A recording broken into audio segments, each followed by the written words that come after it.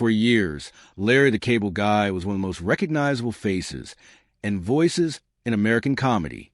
With his sleeveless flannel shirts, thick Southern accent, and unforgettable catchphrase, "Get air done," he became more than just a comedian. He became a symbol.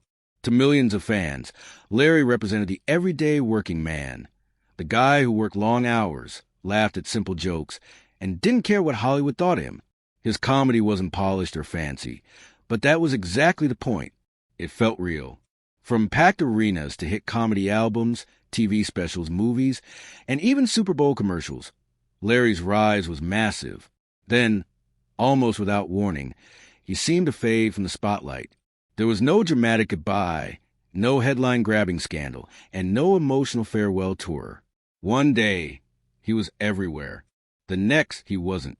Fans began asking the same question again and again. What really happened to Larry the Cable Guy? Many assumed the worst. Some thought his humor had gone out of style. Others believed he had been canceled in a changing cultural climate where loud, crude comedy no longer felt welcome. A few even claimed he had simply burned out after years of nonstop performing. But none of those explanations tell the full story. The truth is much deeper, more personal, and far more human than most people realize. Larry the Cable Guy didn't disappear because he failed. He stepped back because he succeeded. And that success came with a cost he was no longer willing to pay. Behind the loud jokes and exaggerated redneck persona was a man named Daniel Whitney, a husband and a father who slowly realized that fame was taking more from him than it was giving back. What makes Larry's story so powerful is that it is not about quitting comedy out of bitterness or defeat. It is about choosing a different path when the spotlight becomes too heavy. At the height of his career, Larry had everything most entertainers dream of: money, fame, loyal fans, and cultural influence. Yet despite all of that, something was missing. The constant travel, endless tours, and pressure to always be on began to wear him down. More importantly, he started missing the moments that mattered most, the quiet moments at home, birthdays, school events, and time with his family. Over time, those missed moments began to hurt more than the applause ever helped. This article tells a full story of Larry the Cable Guy's transformation, not just how he became famous, but why he chose to slow down. It explores his early life, his rise as a blue-collar comedy icon, his massive success, and the personal struggles that push him to rethink his priorities. It also reveals how fatherhood, health concerns, and a deep desire to give back reshaped his life. Larry didn't stop being funny. He didn't stop caring about his fans. Instead, he learned that being present for the people you love is more important than being present on every stage. In a world that constantly demands more, Larry the Cable Guy quietly chose less, and in doing so, found something far more meaningful than laughter alone. Long before the world knew him as Larry the Cable Guy, he was simply Daniel Whitney, a kid growing up in Pawnee City, Nebraska. His childhood was far from glamorous. Raised on a pig farm, Daniel learned the value of hard work at a young age. His days were filled with feeding animals, hauling hay, and dealing with the harsh realities of rural life. Winters were cold, summers were long, and nothing came easy.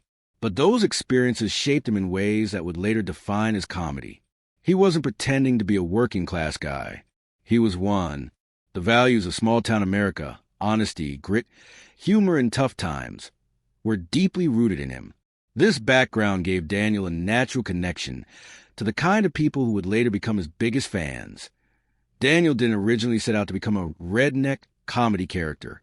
In college, he began experimenting with voices and accents while working in radio. Interestingly, this happened not in Nebraska, but in Georgia. It was there that he noticed something important. When he leaned into a Southern accent and spoke in a more relaxed, country style, people listened. They laughed. They connected. It wasn't mockery. It was familiarity. Daniel understood that comedy works best when people feel seen and understood. Slowly, he began shaping a persona that felt natural to him, one that blended his Midwestern roots with Southern storytelling. Over time, that persona became Larry the Cable Guy. Larry wasn't designed to impress critics or appeal to elite audiences. He was built to speak directly to regular folks. His jokes were simple, his language was plain, and his delivery felt like a conversation with a friend rather than a performance. That authenticity was the key to his success. When Larry talked about everyday frustrations, pride and hard work, or the humor found in ordinary life, people believed him. They laughed because they recognized themselves in his stories. As Larry grew more popular, Daniel Whitney slowly disappeared behind the character. For the audience, Larry was real. For Daniel, Larry became both a blessing and a mask. The turning point came in 2000 with the Blue Collar Comedy Tour. Alongside Jeff Foxworthy, Bill Engvall, and Ron White, Larry became part of a cultural explosion. What started as a tour aimed at a niche audience turned into a national phenomenon. Comedy albums went platinum, shows sold out across the country, and blue-collar humor finally had a place in mainstream entertainment. Larry's exaggerated style, loud delivery, and signature catchphrases stood out immediately. He wasn't just telling jokes. He was giving a voice to millions of people who rarely saw themselves represented on television or in comedy clubs.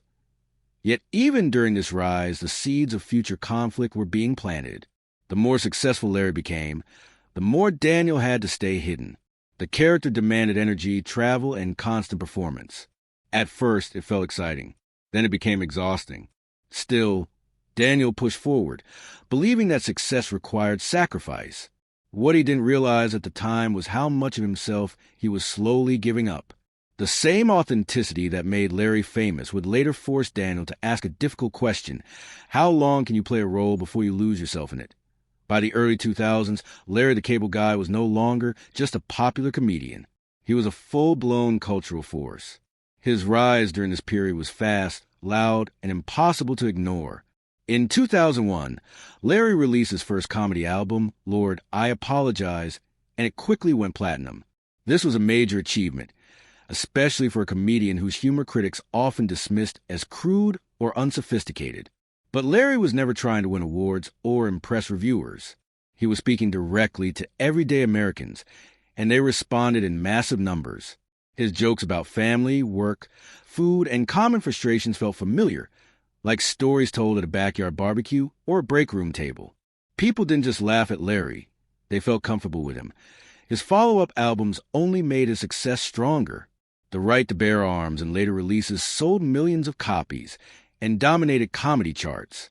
Larry's stand-up specials aired repeatedly on Comedy Central and CMT, drawing huge ratings. He performed in packed arenas night after night, often in front of crowds that felt more like family reunions than formal comedy shows. Fans wore his merchandise, shouted his catchphrases, and treated his performances like events. His signature look, sleeveless flannel shirt, camouflage hat, thick accent, became instantly recognizable. You didn't need to hear his name to know who he was. One line was enough. Get air done had become part of everyday language. Hollywood soon came calling. Larry starred in movies like Larry the Cable Guy, Health Inspector, and Delta Farce. While critics were harsh, audiences showed up anyway. These films were never meant to be deep or artistic. They were loud, silly, and proud of it. They offered simple laughs during a time when America was dealing with uncertainty, especially in years following 9/11. Larry's humor felt safe, familiar, and oddly comforting. He joked about patriotism, everyday struggles, and simple pleasures without sounding preachy. To many fans, he represented stability during confusing times. What truly set Larry apart was his connection to his audience. He never talked down to them. He never acted smarter or better than the people watching. Instead, he stood with them. He was a comedian who looked like your uncle, your neighbor, or your co-worker. That sense of shared identity was powerful. Fans didn't just watch Larry. They saw themselves in him. His success wasn't built on trends or shock value. It was built on trust. People believed that Larry was being himself, even though the character was exaggerated. However, with this level of success came intense pressure. The tours were nonstop. The expectations were high. Larry wasn't just performing comedy anymore. He was maintaining a brand. Every appearance, every interview, every show required him to be on. The louder the applause grew, the harder it became to step away. While fans saw a man living the dream, behind the scenes, the pace was becoming exhausting. Larry's career was soaring, but the cost of keeping it that way was slowly beginning to show point one of the most surprising and successful chapters of Larry the Cable Guy's career came when he stepped into the world of animation. In 2006, Larry was cast as Mater, the rusty tow truck in Pixar's animated film Cars. At first, the role seemed like a simple side character. Comic relief meant to support the main story. But something unexpected happened. Mater quickly became one of the most beloved characters in the entire movie. Larry's voice, personality, and natural warmth gave Mater a heart that audiences instantly connected with. Mater wasn't smart or flashy, but he was loyal, kind, and honest. Those traits mirrored Larry himself, and that authenticity made the character unforgettable. The success of Cars introduced Larry to an entirely new audience, children and families who may not have been familiar with his stand-up comedy. Parents smiled at Mater's jokes. Kids repeated his lines, and suddenly Larry's voice was everywhere again, this time in a more gentle and family-friendly way. Larry once joked that Mater was simply me if I had wheels, and audiences could feel that truth. Mater didn't feel like a character being performed.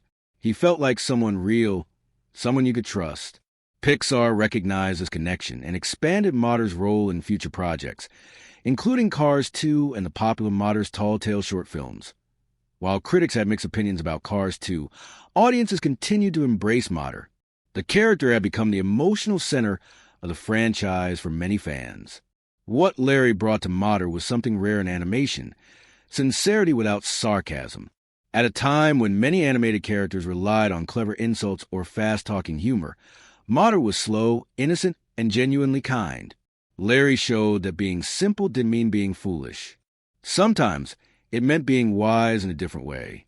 This role allowed Larry to express a softer side of himself, one that didn't rely on loud jokes or exaggerated behavior.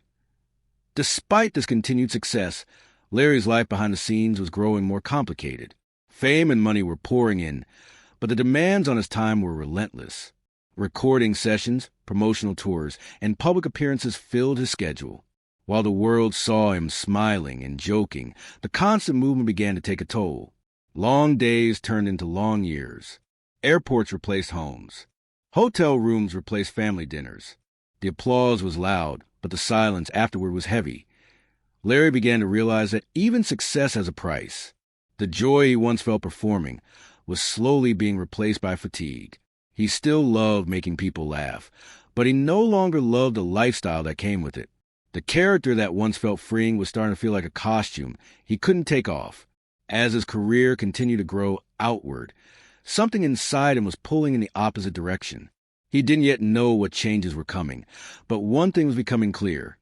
The life he was living could not continue at the same pace forever as Larry the Cable Guy's career continued to evolve. He began looking for ways to express his love for America beyond the comedy stage. In 2011, this desire led to a new project that surprised many people. Larry became the host of Only in America with Larry the Cable Guy, a television series on the History Channel. Instead of telling jokes in front of a live audience, Larry traveled across the country to explore unusual jobs, traditions, and lifestyles that made America unique. From riding bulls with professional cowboys to spending time with Amish families and working alongside factory workers, the show focused on everyday people doing extraordinary things. It was funny, but it was also respectful. Larry wasn't there to mock anyone. He was there to learn. This show revealed a different side of Larry that many fans had never seen before. He approached each experience with curiosity and humility, often asking simple questions and laughing at himself when he struggled. The humor came naturally, not from scripted jokes, but from real interactions. Viewers saw a man who genuinely enjoyed meeting people and hearing their stories. Larry wasn't pretending to be interested. He truly was. That sincerity made the show relatable and warm. It felt less like a comedy program and more like a celebration of everyday life in America. However, filming Only in America was far from easy. The production schedule was demanding. Larry spent long periods on the road, moving from one location to another with little time to rest. Each episode required travel, physical activity, and emotional energy. While Larry loved the experience, the constant movement began to wear him down. He later admitted that although the show was one of the most rewarding projects he had ever worked on, it was also exhausting. Balancing the show with family life became increasingly difficult. The same road that had once led him to success was now pulling him away from the people he loved most. After 3 seasons, Only in America quietly ended in 2013. The decision wasn't driven by poor ratings or lack of interest. Instead, it was a personal choice. Larry felt the need to slow down. The show had done what it set out to do. It celebrated real people and real stories. But continuing at that pace was no longer sustainable. Ending the series marked the first visible step in Larry's shift away from constant public exposure. To many fans, the end of the show felt like the beginning of his disappearance. In reality, it was the beginning of a deeper personal change. The lessons Larry learned while filming the show stayed with him. Meeting people who found pride in simple lives reminded him of his own roots. These were people who valued family, community, and purpose over fame. Slowly, Larry began to realize that the things he admired most in others were the same things he was missing in his own life. The show didn't just explore America. It helped Larry understand himself. It planted the idea that maybe success didn't have to mean always moving forward.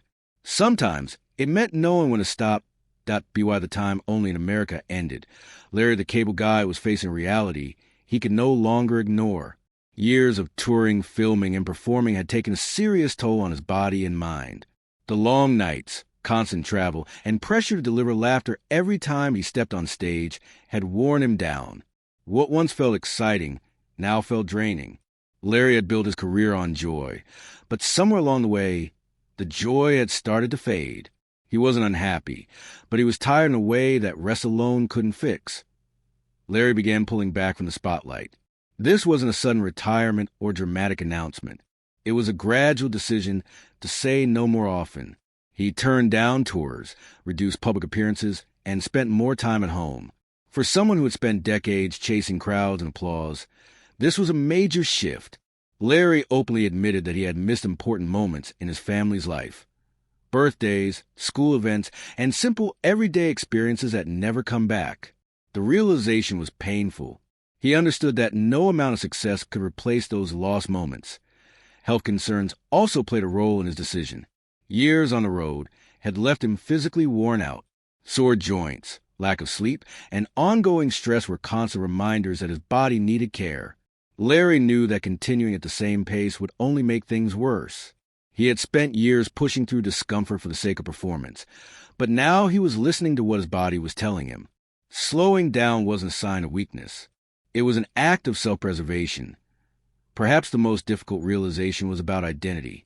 Larry had spent so much time being a character that he felt disconnected from the man underneath. Daniel Whitney, the person behind Larry the Cable Guy, was being overshadowed by the persona. Living in costume, speaking in an accent, and maintaining an image every day began to feel restrictive. Larry once admitted that he was tired of always being on. He wanted to be himself again, without expectations or pressure. This internal struggle marked a turning point. Larry wasn't walking away from comedy because he stopped caring. He was stepping back because he cared too much. To continue in a way that felt empty would have meant losing himself completely. The applause was still there, and the offers continued to come in, but Larry's heart was no longer chasing them. He was being pulled towards something quieter and more meaningful. He didn't yet know what that would fully look like, but one thing was clear. The life he had built needed to change, and he was finally ready to listen. The moment that truly changed everything in Larry the Cable Guy's life did not happen on a stage, in a studio, or under bright lights. It happened in a hospital room. When Larry and his wife, Cara, welcomed their son Wyatt into the world, they were filled with the same joy and hope that all new parents feel. But that joy was quickly mixed with fear when doctors discovered that Wyatt had hip dysplasia, a condition where the hip joint does not form correctly. Suddenly, the man known for making millions laugh was facing something no joke could fix. Hospital visits replaced comedy clubs. Medical terms replaced punchlines, and the applause that once mattered so much faded into the background. Sitting beside his newborn son, Larry experienced a kind of fear he had never known before. He wasn't worried about ratings, ticket sales, or public opinion. He was worried about his child's future. Every doctor's appointment and every test brought uncertainty. Larry has spoken openly about how helpless he felt during that time. For the first time in his life, He couldn't solve a problem by working harder or being funnier. All he could do was be present. That experience forced him to slow down in a way nothing else ever had. Wyatt underwent treatment. Larry's priorities became painfully clear. The road, the tours, and the spotlight suddenly felt small compared to the responsibility of being a father. Larry realized that being home mattered more than being famous. He didn't want to hear about his son's milestones from someone else. He wanted to be there for them. In those quiet hospital moments, Larry understood that the life he had been living was no longer the life he wanted. Comedy could wait. His son could not. That period changed how Larry viewed success. Before, success meant sold-out shows and chart-topping albums. Now, it meant watching his son heal, grow, and smile. Larry often said that fatherhood gave his life a new kind of purpose, one that fame could never provide. The man who once thrived on constant movement found comfort in staying still. Home became more important than hotels.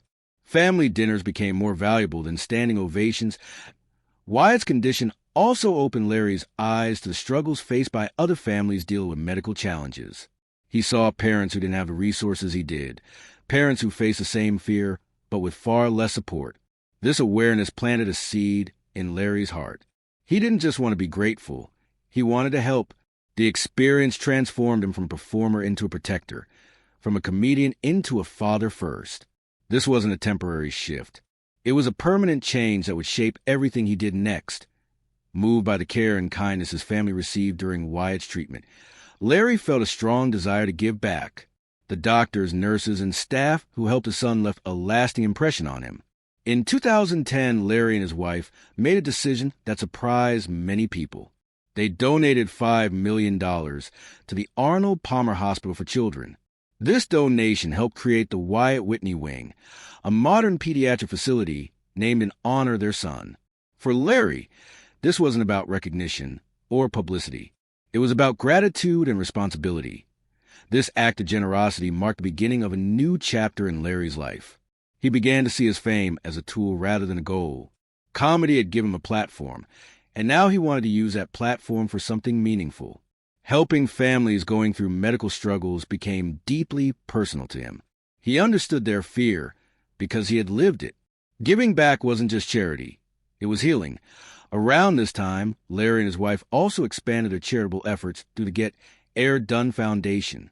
What started as a way to support children's hospitals soon grew into something much larger. The foundation began helping veterans, supporting disaster relief efforts, funding school programs, and offering scholarships to students in need. Larry didn't just write checks. He showed up, he met families, listened to their stories, and stayed involved in the work. His approach was simple and honest, just like his comedy had always been. What made Larry's charity work special was its sincerity. He didn't put on a suit or deliver polished speeches. He showed up as himself, sometimes in jeans and a camouflage hat, speaking from the heart. People trusted him because they knew he wasn't pretending. He wasn't trying to save the world. He was trying to help where he could. In many ways, this work reflected the same values that made his comedy popular. He believed in standing up for regular people and doing the right thing without making a big show of it. As Larry focused more on family and charity, his public presence naturally became smaller. He wasn't chasing the spotlight anymore, and he didn't miss it. The quiet satisfaction of helping others replaced the rush of applause. Fans began to wonder where he had gone, unaware that he had found something far more fulfilling than fame. Larry the Cable Guy hadn't disappeared. He had simply redirected his energy toward what mattered most. The laughter was still there, but it was no longer the center of his life. Purpose was as Larry the Cable Guy stepped further away from constant touring and television appearances. Public opinion slowly began to change. To many fans, his absence felt sudden and confusing. People who had grown up watching his specials, quoting his catchphrases, and attending his shows started asking the same question. Where did he go? Without regular media appearances, rumors began to fill the silence. Some believed his style of comedy was no longer welcome. Others assumed he had lost relevance in a world that seemed to move faster every year. A few even thought he had quit comedy entirely. None of those assumptions captured the truth. Larry never officially retired. He still performed occasionally, accepted select projects, and remained active in ways that aligned with his values. What changed was not his ability to make people laugh, but his desire to live at the center of public attention. He no longer wanted a life built around nonstop performance. Fame had once been exciting, then demanding, and eventually exhausting. Larry had learned that being constantly visible often meant being constantly absent from the people who mattered most. Stepping back was not a failure. It was a choice. What many people didn't realize was that Larry was busier than ever, just not in ways that made headlines. He was present at home. He was involved in his son's life. He was deeply committed to charitable work. The same energy he once poured into comedy tours was now being used to help families, veterans, and children in need. His foundation continued to grow, quietly making a difference without seeking attention. In a culture that often celebrates noise over substance, Larry chose substance. There was also a shift in how Larry viewed his audience. He remained grateful for his fans, but he no longer felt the need to prove himself to anyone. The pressure to stay relevant, to stay loud, and to stay visible had faded. Larry understood that true connection doesn't always require a stage. Sometimes it happens in private moments, away from cameras and applause. The laughter he once chased from crowds had been replaced by something calmer and deeper. Contentment at Larry's story also challenged a common idea about success. In entertainment, success is often measured by how long someone stays in the spotlight. Stepping away is seen as fading out. Larry showed that success can also mean knowing when to change direction. He refused to let his career define his entire identity. Daniel Whitney reclaimed his life from a character he had created, proving that it's possible to honor your past without being trapped by it. For those who truly paid attention, Larry's journey offered an important lesson. Life does not always move in straight lines. Growth sometimes looks like slowing down. Fulfillment sometimes comes from choosing less instead of more. Larry didn't disappear because the world moved on from him. He stepped back because he moved forward as a person. And in doing so, he quietly redefined what it means to walk away on your own terms. Looking back, the story of Larry the Cable Guy is not really about comedy at all. It is about balance, identity, and the courage to change. Larry built a career that millions of people admired. He made audiences laugh during difficult times, gave a voice to people who felt overlooked, and created moments of joy that still live on through recordings, movies, and memories. His impact on American comedy is undeniable. But what makes his story truly meaningful is what happened after the laughter softened. Larry didn't quit comedy because he lost his talent. He stepped back because he found something more important. Fatherhood, health, and purpose reshaped his definition of success. He realized that being present for his family mattered more than being present on every stage. Helping others mattered more than chasing applause. Living honestly mattered more than living loudly. These realizations didn't come from failure. They came from growth in a world that constantly encourages people to do more, earn more, and be more visible. Larry chose a different path. He chose to slow down. He chose to give back. He chose to be a father first, a husband second, and a comedian somewhere after that. That choice required courage,